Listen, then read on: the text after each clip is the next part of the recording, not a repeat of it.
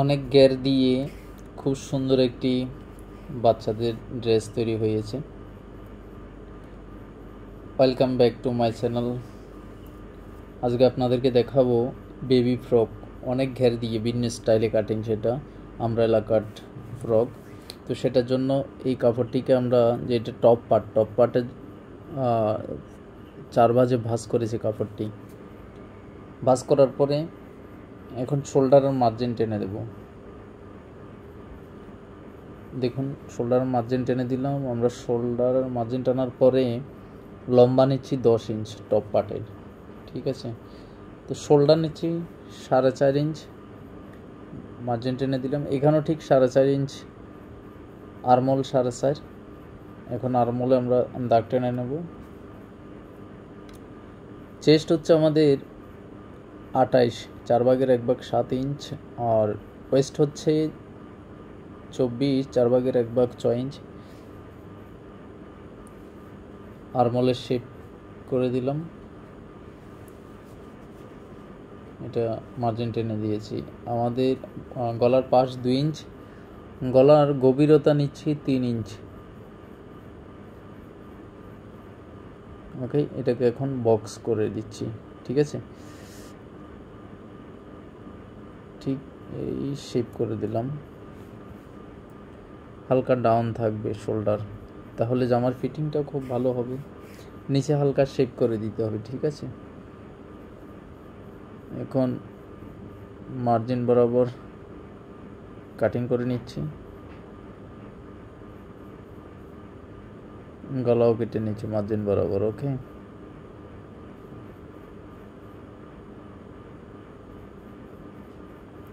ফাট আলাদা করে নিলাম। এটা হচ্ছে ব্যাক ফাট। ব্যাক ফাটের হুক ফাটির জন্য আমরা 3 ইঞ্চ নামাচ্ছি, এটা কেটে দিলাম। তারা আমাদের টপ পার্ট কাটিং হয়ে গিয়েছে। এখন বটম পার্টটা দেখুন কিভাবে কাটিং করি। বটম পার্টের লম্বাও 33 এবং পাশও 33, ঠিক আছে। এটা এখন দুবাজা আছে কাপড়টি, লক্ষ্য রাখবেন। এটাকে এখন দেখুন 4 ভাঁজে ভাঁজ করা হয়েছে।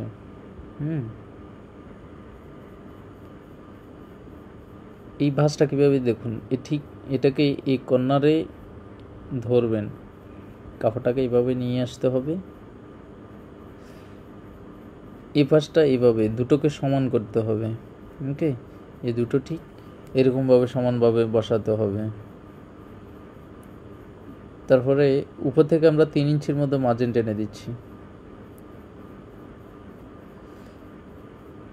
এভাবে যদি কাটিং করেন আমব্রেলা কাট, এই এত বেশি ঘের পাবেন, অনেক সুন্দর হবে। তারপরে 10 ইঞ্চ মাইনাস দিচ্ছি। 10 ইঞ্চ টপ পার্টের জন্য নিয়েছি, আমাদের হচ্ছে 24। 1 ইঞ্চ আমরা সেলাইয়ের জন্য রাখবো, ঠিক আছে। দেখুন, এখানে আমরা এখন পাচ্ছি 16 ইঞ্চ কাপড়। এটাতে আমরা এখন সোজা করে কেটে দিচ্ছি, ঠিক আছে। ঠিক এ বরাবর রাউন্ড করে নেব, তাহলে নিচে গ্যারটাও খুব সুন্দর হবে, রাউন্ড হবে। সেলাই করার পরে দেখবেন অনেক বেশি গ্যার আমরা পেয়েছি। এখন উপরের পার্টটাও কাটিং করে নিলাম। এটাকে ওপেন করে দেখাই। হ্যাঁ, দেখুন, এটা যখন আমরা ওপেন করব, দেখতে পাচ্ছেন ছোট বাচ্চাদের ফ্রকে কত বেশি ঘের হয়েছে। ঠিক এরকমভাবে কাটিং করলেন। এখন নেব স্লিপটা হবে একদম শর্ট। এটাকে এভাবে ভাঁজ দিয়ে বসাতে হবে। 3 ইঞ্চ নিয়েছি, ঠিক আছে। এখানে শেপ করে দেব। আমরা এই পাশে নিয়েছি 6 ইঞ্চ। কাটিং হয়েছে, দেখুন। এই ঠিক স্লিপটা থাকবে এরকম ডাবল বাছে, এরকমভাবে সেলাই হবে। ওকে, ঠিক আছে। তাহলে এবার দেখি কিভাবে সেলাই করতে হবে। প্রথমে যে কাজটা করব বন্ধুরা, সেটা হলো ব্যাক পার্টের আমরা যেই বুতাম পট্টি লাগাবো বা হুক পট্টি, সেটা জন্য একটা কাপড় নিতে হবে, এরকম কাপড়টাকে এভাবে বসাতে হবে, বসিয়ে সেলাই করে দিতে হবে। এটা এভাবেই কোনা করে এটাকে এপাশেও সেলাই করে দিতে হবে একই রকম। তারপরে সমান করে কেটে দিলাম, এখানে কেটে দিব, লক্ষ্য রাখতে হবে যাতে সেলাই না কাটে। এখন কিনারে চাপ সেলাই বসিয়ে দিচ্ছি যাতে ফিনিশিংটা ভালো হয়। এভাবে যখন সেলাই করবেন ফিনিশিংটা খুব সুন্দর হবে। এখানে সেলাইটা বসিয়ে দিচ্ছি, সমানভাবে ধরে আমরা সেলাইটা বসিয়ে দিচ্ছি। এবার এই দিকে ঘুরিয়ে দিলাম,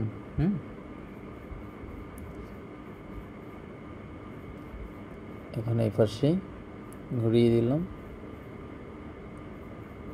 দেখুন কত ফিনিশিং এসেছে, তাই না? এখন শোল্ডার জয়েন করে দেব।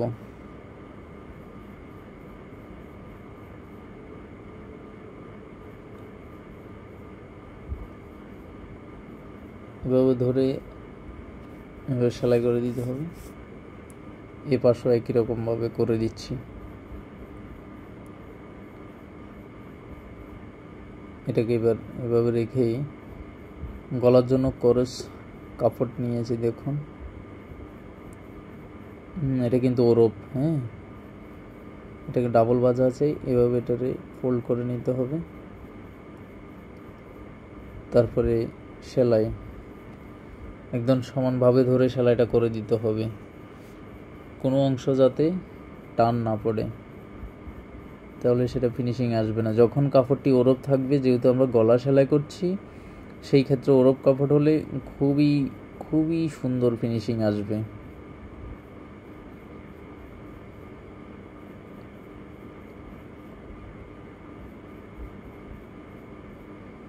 বাকি অংশ কাপড় এটারে কেটে ফেলবো, কেটে ফেলে এটারও ফোল্ড করে দিব। এখন কেটে দিচ্ছি, ছোট ছোট করে কেটে দিতে হবে যাতে গলার ফিনিশিংটা ভালো আসে। এটাকে এবার উল্টিয়ে নিব, উল্টিয়ে রোগ পাশে বসাবো, ঠিক আছে? দেখুন যেহেতু এটা পাইপিং হচ্ছে, কিনারে কিনারে সেলাই করে দিব।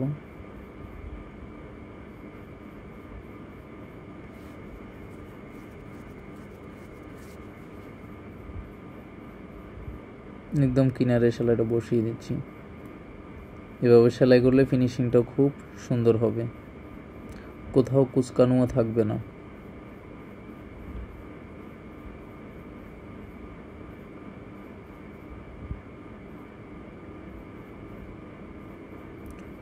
দেখুন খুব চমৎকারভাবে গলাটি ফিনিশিংভাবে বসে গিয়েছে।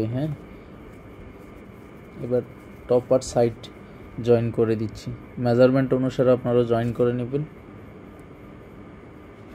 ওকে, এই পাশও ঠিক একই রকমভাবে জয়েন করে দেব। আমরা আমাদের মেজারমেন্ট অনুসারে জয়েন করে দিচ্ছি। এখন আমাদের যে বটম পার্ট সেটা নিতে হবে, সেটার এখানে সেন্টার পয়েন্টে চাগান কেটে দিতে হবে, ঠিক আছে? একটু উল্টিয়ে নেবেন, এই সেন্টারের সঙ্গে এই সেন্টার জয়েন করতে হবে। ওকে, এটার সঙ্গে এটা জয়েন করতে হবে।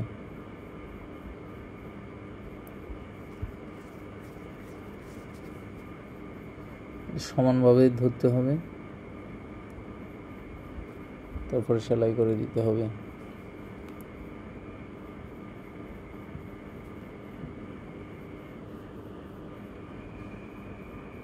যে এই সেন্টারের সঙ্গে সেন্টার মিল করতে হবে।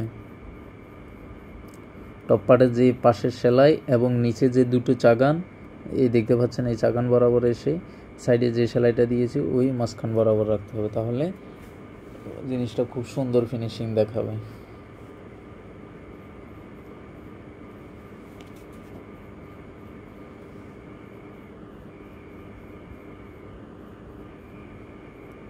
এভাবে কাটিং করলে আপনার একদম বরাবর মিলে যাবে। দেখতে পাচ্ছেন আমাদের জয়েন্ট হয়ে গিয়েছে। দেখুন কত ঘের পেয়েছি আমরা। Top part bottom part joint হয়ে গিয়েছে। এখন বটমে ঘেরটা আমরা সেলাই করব। ঘেরটা অনেক বড়। প্রথমে এটাকে এভাবে সেলাই করতে হবে, না হলে মিলাতে পারবেন না। প্রথমে 1/2 ইঞ্চি ধরে এভাবে সেলাই করে নিতে হবে, ঠিক আছে। পুরো ঘেরে এইভাবে সেলাই করে নেবেন। তারপরে এটাকে এভাবেই বসিয়ে দিবেন, কিনারে সেলাই করে দিবেন, তাহলে ফিনিশিংটা খুব সুন্দর আসবে। বুঝতে পেরেছেন? একসঙ্গে করতে গেলে ফিনিশিং বরাবর আসবে না, যেহেতু অনেক ঘের। এটাকে এইভাবেই ধরে বসিয়ে নিতে হবে।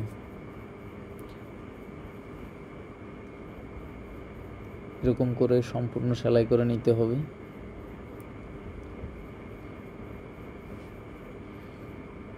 পুরো ঘেরটা ঠিক এরকমভাবে সেলাই করে নিতে হবে। সেলাই আমরা এখন ডাবল করে দেব, ঠিক আছে। দেখুন এই কিনারে যখন আরেকটা বসিয়ে দিব, খুব সুন্দর ফিনিশিং দিবে। যে বটমে যে ঘেরটি দেখুন, একদম কিনারে কিনারে সেলাই করে নিয়েছি সম্পূর্ণভাবে, ঠিক আছে। তা আমাদের নিচে দেখুন কি বিশাল আমরা ঘের না পেয়েছি, তাই না?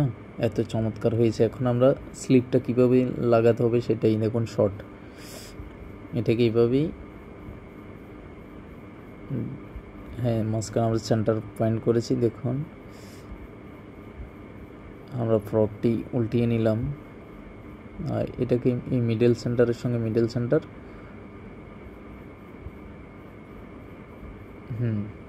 দেখতে পাচ্ছেন? এটাকে মিডলে বসিয়ে সেলাই করব।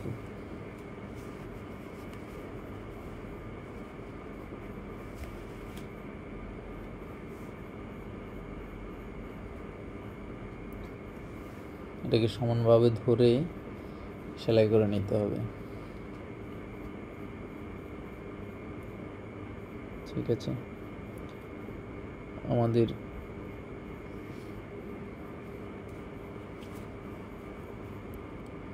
দেখুন স্লিপটা এইভাবেই সেলাই করে নিতে হবে, তাহলে খুব সুন্দরভাবে বসে গেল, তাই না?